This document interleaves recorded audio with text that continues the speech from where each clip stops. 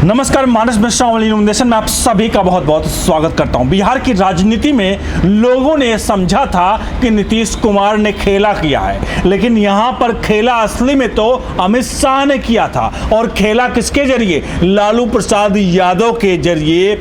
एक कहावत है, हम तो डूबेंगे सनम तुमको भी ले डूबेंगे। वही कहावत लालू प्रसाद यादव की राजनीति उनके बेटों से ही खत्म थी, शुरुआत थी और खत्म थी इस समय। और वही लालू प्रसाद यादव आज नीतीश कुमार को कैसे ले डूबे हैं। और वो एक, मैं इससे पहले इस डिबेट को ऊपर कुछ चीज़ें दिखाऊं, एक सबसे बड़ी लाइन आपको बता दूं, कैसे नीतीश कुमार इतने बड़े राजनीतिक, मैं कहूँ बचपना उनके अंदर दिखाई पड़ा कि इनके, आपको बता दें, जिस दिन ये सारा पूरा खेल हो रहा था उस दिन सारे के सारे केवल बीजेपी विधायकों को छोड़ दे 74 विधायक, बाकी के सारे विधायक राबड़ी देवी के आवास पर एक एक करके जाकर के सारे साइन करके फाइल आए थे उस पत्र को। और अमित शाह को भनक तक नहीं लगी। साहब, खेल असली तो अमित शाह ने किया है और लालू प्रसाद यादव के जरिए आखिरकार नीतीश कुमार का पॉलिटिकल अंतिम संस्कार कर दिया है। ये शब्द पॉलिटिकल अंतिम संस्कार, ये शब्द बहुत बड़ा है, क्योंकि आपको बता दूं, सबसे अहम बात यहाँ पर जो महागठबंधन की बात हो रही है, यहाँ पर जो बिहार में, उसी महागठबंधन की कांग्रेस आज कह रही है कि हमारे प्रधानमंत्री 2024 के तो राहुल गांधी ही होंगे। और वही यही सोचिए साहब, राहुल गांधी प्रधानमंत्री होंगे और नीतीश कुमार को सपोर्ट कर रही है प्रधानमंत्री के नाम पर ही। अब यही दोगला चेहरा समझ में आ गया। कमेंट बॉक्स में अपनी प्रतिक्रिया आप दीजिएगा, वीडियो को लाइक शेयर जरूर करिएगा, आपकी प्रतिक्रिया जरूर बनती है। आगे चलते हैं, आपको दूध का दूध और पानी का पानी आपको इस वीडियो में हो जाएगा। और खेल और खेले के बीच में कौन असली खिलाड़ी है ये भी समझ में आ जाएगा। शुरुआत करेंगे सबसे पहले यहाँ पर साक्षी से। साक्षी, क्या हो रहा है ये खेल और खेला के बीच में? असली खिलाड़ी आखिर में कौन है यहाँ पर? जी देखिए, आपने बिल्कुल सही बोला कि जिस तरह से लालू यादव को मोहरा बना के नीतीश यादव ने जो ये चाल चली है, ये बिहार में देखने को मिलेगा। नीतीश कुमार ने।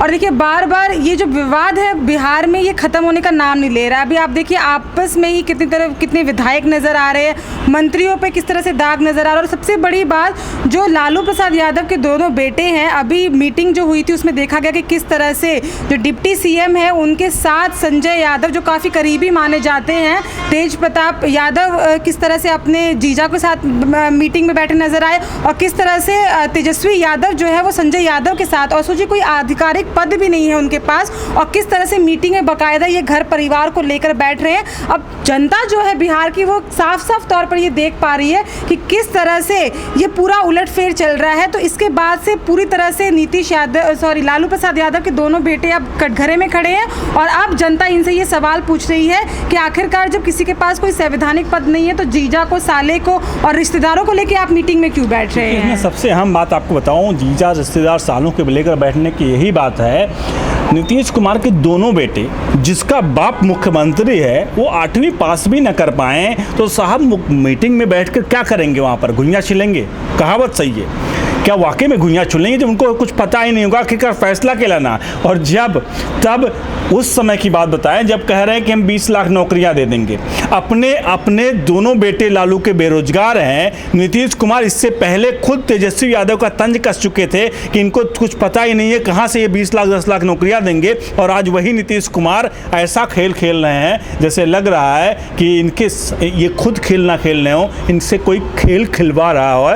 आगे बढ़ते हैं विश्वेश की तरफ। विश्वेश, से खेल का क्या खेल है? खिलाड़ी असली कौन है आखिर? यहाँ असली खिलाड़ी देखिए अमित शाह हैं, क्योंकि कहीं ना कहीं हम लोग देखें तो जिस तरीके से नीतीश कुमार ने भारतीय जनता पार्टी से दुश्मनी निभाने के चक्कर में बड़ी तेज़ी से इन्होंने मंत्रिमंडल का अपने विस्तार कर दिया। और उस तेज़ी में ये भूल गए कि एक मंत्रिमंडल विस्तार करने का, एक मुख्यमंत्री के हाथ में कई ऐसे पदवी होते हैं, कई ऐसे अधिकार होते हैं जिनका उपयोग सही तरीके से करना चाहिए, देख दाख के करना चाहिए। लेकिन नीतीश कुमार ने वापस से एक बार लालू के बेटों के साथ हाथ मिलाकर एक चीज़ साबित कर दी कि बिहार में गुंडाराज पहले भी था, बिहार की जनता तब भी गुंडाराज से परेशान थी जब लालू यादव की सरकार थी, और अब लालू के बेटे आ गए हैं तो भी कुछ नया नहीं आया है। बिहार में फिर वही गुंडाराज वापस हो गया है, और यही गुंडाराज बनेगा कि इनके खात्मे का कारण बनेगा। ये जो इनकी जो मंत्रिमंडल का विस्तार हुआ है, जो इन्होंने शिक्षा मंत्री बना दिया है, जिसके ऊपर चावल का घोटाले का केस चल रहा है, उधर इन्होंने माफ़ करिएगा शिक्षा मंत्री जिसको बनाया उनका बाकायदा दिल्ली के एयरपोर्ट पे कारतूस बरामद हुआ, जिसको कृषि मंत्री बनाया उसके ऊपर चावल का घोटाला चल रहा है, जिसको कानून मंत्री बनाया वो खुद किडनैपिंग का केस लेके झेल रहे हैं। हालांकि तेजस्वी यादव का कहना है कि वो कोर्ट का हमारे लिए फैसला सर्वोपरि होगा, लेकिन कोर्ट का फैसला अगर इनके लिए सर्वोपरि होता तो ये पहले देखते कि कोर्ट ने 16 तारीख को उनको बुलाया था, तब इनके लिए कोर्ट का फैसला सर्वोपरि नहीं था, तब इन्होंने उसे राज्यसभा में बैठाकर उसको मंत्री पद का शपथ दिलवा दिया। लेकिन अब जब ये तूल पकड़ा है मामला तो ये कह रहे हैं कि हमारे लिए कोर्ट का जो फैसला होगा सर्वोपरि होगा। तो कहीं ना कहीं बिहार की जनता अब बेवकूफ़ नहीं है, वो वाली जनता नहीं रही जो पहले लालू यादव के चाल चलन पे सवाल ना उठाते हुए यादव की बात सुन के और कहती थी ठीक है हमारी सरकार है। अब जनता जानती है कि कौन बेवकूफ़ है और कौन सही है। और यहाँ पे कहीं ना कहीं पे जिस तरीके से साक्षी ने बताया कि आज ही मीटिंग में राज्यसभा मीटिंग में वो अपने बहनोई को लेकर पहुंच गए थे, तो ये इनका बचपना दिखा रहा है। और ऐसे व्यक्ति को आप उप मुख्यमंत्री की पदवी दे रहे हो, तो नीतीश यादव को एक टाइम में सुशासन बाबू कहा जाता था। आप लोग लालू यादव, नीतीश कुमार को एक टाइम में सुशासन बाबू कहा जाता था और आज के टाइम में वो सुशासन बाबू का शासन कहाँ गया वो मैं आपको बताऊं। ये लोग बार बार नीतीश यादव कर रहे हैं, लेकिन कन्फ्यूजन नहीं है। असल में क्या हो गया, नीतीश कुमार को किस तरह से लोगों ने घेर लिया है।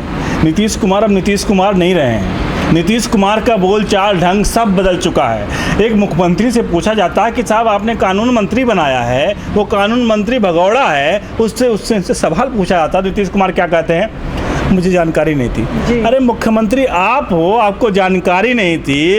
आपके लोग जो 34 लोगों ने या 32 लोगों ने जिन्होंने शपथ ली थी, उसमें 72% लोग दागी नहीं हैं, बड़े बड़े दुर्दांत अपराधी हैं। अनंत कुमार के जो बाहुबली हैं, उनके जो ये मंत्री अनंत सिंह के हैं, अनंत सिंह के पड़ो एकदम काफ़ी खास हैं ये। अब ऐसे लोगों को आपने मंत्रिमंडल में रख रखा है तो साहब होगा क्या। और दूसरी बात, आपने उप मुख्यमंत्री ऐसे व्यक्ति को बना दिया, लालू प्रसाद यादव के बेटे, जो मुख्यमंत्री रहते हुए 8वीं पास नहीं कर पाए, तो जाहिर सी बात है वो अपने साथ किसी को लेकर बैठेंगे, अपने चाचा मामा फूफा फाफक के, क्योंकि उनको अधिकारियों पर भरोसा नहीं है। हो सकता है वो मोदी के लोग हों, तो इसलिए उनको लेकर बैठना पड़ेगा। अब सरकार चलाना बड़ा आसान नहीं है, लेकिन सबसे बीच में आपको बता दें, असली खेल जो मैं अब इस लाइन को आगे बताने जा रहा हूँ, यही है बिहार का असली खेल। बिहार का असली खेल ये है कि अमित शाह को पता था कि उनकी 74 सीटें तो फिक्स हैं, क्योंकि वो अपने बल पे लाए हैं, और नीतीश कुमार वाली भी सीटें फिक्स हैं। अब ऐसे में अगर एनडीए में कोई भी अगर मुंह फुलाकर बैठ जाएगा तो एक ही व्यक्ति है मुंह फुलाने वाला, वो नीतीश कुमार है।